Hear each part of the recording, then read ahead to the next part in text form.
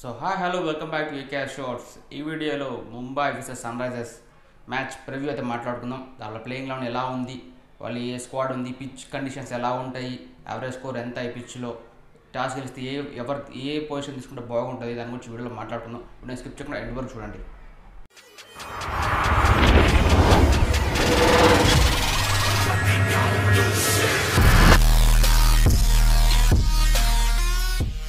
ముందుగా ఈ టీముల గురించి మాట్లాడితే రెండు టీములు కూడా ఓటమితో ఈ మ్యాచ్లోకి అడుగు పెడుతున్నారు. వాళ్ళు కూడా ఇద్దరు గెలిచే సిచ్యువేషన్ నుంచి ఓడిపోవడం మనం చూస్తూ వచ్చాము.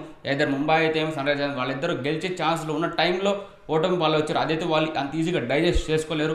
అది ఎర్లీ స్టేజెస్ కాబట్టి ఇంకా సీజన్ స్టార్టింగ్లోనే కాబట్టి దాన్ని మూవ్ ఆన్ అయ్యి మంచి పర్ఫార్మెన్స్ రావాలైతే వాళ్ళు ఎక్స్పెక్ట్ చేస్తారు. ఆ ఓటమిని గెలుపు ఇద్దరుగా తీసుకోవాలనైతే వాళ్ళైతే చూస్తూ ఉంటారు. రెండు టీంలు కూడా వాళ్ళకున్న కాంబినేషన్స్ ఎలా ఉంటాయని మాట్లాడుతున్నాం కాబట్టి సో చూద్దాం ఏ విధంగా ఈ మ్యాచ్లో ఆడతారో చూడాలి. సో ముందుగా పిచ్ కండిషన్స్ గురించి మాట్లాడుతున్నాం కాబట్టి సో పిచ్ చూసుకుంటే ఈ సన్ రైజర్స్ హైదరాబాద్ గ్రౌండ్లో మనం చూస్తూ వచ్చాం, రాజీవ్ గాంధీ ఇంటర్ స్టేడియం. ఇక్కడ కొంచెం రన్స్ మంచిగా వచ్చే పిచ్ అయితే మనం చెప్పచ్చు. ఎప్పుడు కానీ 180+ రన్స్ అయితే మనం ఎక్కువ చూస్తూ వస్తాం. 200 స్కోర్ ప్లస్ రావచ్చు. బట్ ఇక్కడ 180 యావరేజ్ స్కోర్ ఉందంటే మనం అర్థం చేసుకోవచ్చు ఏ విధంగా బ్యాటర్స్కి అనుకూలంగా కూడా తెప్పించు. కానీ ఈ మ్యాచ్లో కానీ కొంచెం ఫస్ట్ ఒక 6 ఓవర్స్ అయితే కొంచెం టైట్ అయ్యే అవకాశం ఉంది. ఎందుకంటే ఆల్రెడీ పిచ్ని కవర్ చేస్తుంటారు కాబట్టి మాయిశ్చర్ ఫామ్ అయ్యే అవకాశం ఉంటుంది. ఆ మాయిశ్చర్ వల్ల ఖచ్చితంగా ఎర్లీ ఓవర్స్లో అయితే వాళ్ళకైతే స్వింగ్ లభించే అవకాశం అయితే ఉంది ఖచ్చితంగా. సో ఆ విధంగా చూసుకుంటే ఎవరైతే టీం టాస్ గెలుస్తారో ఖచ్చితంగా బౌలింగ్ ఎంచుకునే అవకాశం ఉంది. అదేవిధంగా సెకండ్ ఇన్నింగ్స్లో డ్యూ వచ్చే అవకాశం కూడా ఉంటుంది కాబట్టి వాళ్ళకి బెటర్ ఆప్షన్ ఏంటంటే చేసింగ్ చేయడం అనేది చాలా మంచి బెటర్ ఆప్షన్. ఎవరైతే టాస్ గెలుస్తారో మోస్ట్లీ బౌలింగ్ చేసే అవకాశం ఉంది. ఏదైతే ఎర్లీ కండిషన్స్ యూజ్ చేసుకుని స్వింగ్ రాబడితే టాప్ ఆర్డర్ వికెట్ కానీ తీగలితే అక్కడే బ్రేకులు పడతాయి కాబట్టి ఆ విధంగా ఆలోచిస్తారు ప్రతి టీము.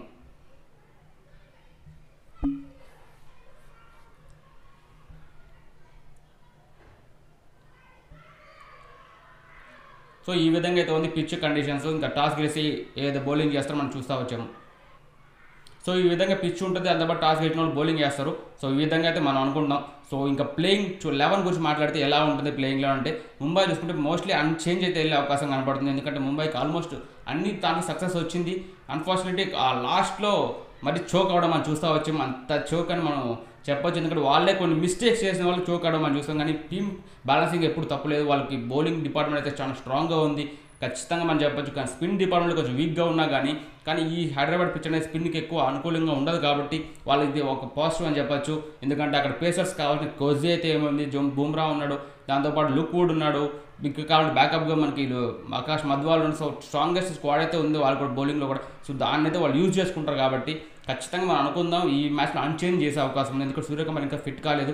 ఒకవేళ సూర్య ఫిట్ అయితే మాత్రం చేంజ్ చేసే అవకాశం ఉంది. ఫిట్ కాలేదు కాబట్టి ఈ మ్యాచ్లో అన్చేంజ్ వెళ్ళే అవకాశం ఉంది. ఇంకా సన్ రైజర్స్ టీం గురించి మాట్లాడితే ఇక్కడ కూడా వాళ్ళైతే అన్చేంజ్ వెళ్ళే అవకాశం ఉంది. ఎందుకంటే ఇక్కడ ఒక కెప్టెన్ రన్ అవుతుంది, మేనేజ్మెంట్ మొత్తం చేంజ్ అయింది. ఇదే లాస్ట్ ఇయర్ అయితే మనం ఎక్స్పెక్ట్ చేయొచ్చు, 2-3 చేంజెస్ ఎక్స్పెక్ట్ చేయొచ్చు మ్యాచ్ ఉంటుంది తర్వాత. కానీ ఈ ఇయర్ మేనేజ్మెంట్ చేంజ్ అయింది కాబట్టి ఏదో కోచింగ్ స్టాఫ్లో వెటోరీ కానీ ప్యాట్ కమెంట్స్ కానీ వాళ్ళు ఎక్కువ చేంజెస్ కోసం మొగ్గు చూపరు. ఎక్కువ స్క్వాడ్ని రైట్ స్క్వాడ్ని బిల్డ్ చేసుకుంటూ దాన్ని రొటేషన్ చేయడానికి చూస్తారు. 90% ఈ మ్యాచ్ చేంజ్ చేసే అవకాశం లేదు. కానీ వాళ్ళు కొంచెం డిసప్పాయింట్మెంట్ అయితే ఉంటుంది. మార్కో జాన్సన్ ఫెయిల్ అవ్వడం లాస్ట్ మ్యాచ్. ఈ మ్యాచ్లో అతను బాగా పర్ఫామ్ చేస్తారని ఎక్స్పెక్ట్ చేస్తారు. అది కూడా లాస్ట్ ఇయర్ ఈ పిచ్ పైన మంచి వికెట్స్ కూడా ఉన్నాయి అతనికి. సో ఆ విధంగా చూసుకుంటే మార్కో జాన్సన్ కంటిన్యూ చేసే అవకాశం ఉంది. ఇంకా ఆల్మోస్ట్ బ్యాటింగ్ లైనప్ అయితే సేఫ్ ఉంటుంది. సో ఎటువంటి చేంజెస్ కూడా సన్ రైజర్స్ కూడా చేసే అవకాశం కనపడలేదు మనకైతే. సో ఈ విధంగా మ్యాచ్ ప్రివ్యూ అయితే ఇది. సో ఎస్ఆర్హెచ్ ముంబై ఇండియన్స్లో ఏ టీం గెలుస్తుందో మీరు కామెంట్ చేయండి. వాళ్ళ బెస్ట్ ప్లేయింగ్ లెవెన్ ఎలా ఉంటుందో మీరు కామెంట్ చేస్తే నేను చూస్తాను. వాళ్ళకి బెటర్ ప్లేయింగ్ లెవెన్ ఎవరితుందో వాళ్ళకైతే లైక్ చేస్తాను. సో వీడియో నచ్చితే లైక్ చేయండి, మీ ఫ్రెండ్స్ చేయండి. ఏం తప్పులు అనిపిస్తే కామెంట్ చేయండి. సబ్స్క్రైబ్ అయితే మర్చిపోకండి. పక్కన బెల్ ఐకాన్ ఉంటుంది, యాడ్ చేసి పెట్టుకుంటే పెట్టే వీడియో మీకు అప్డేట్స్ వస్తే ప్లీజ్ సబ్స్క్రైబ్.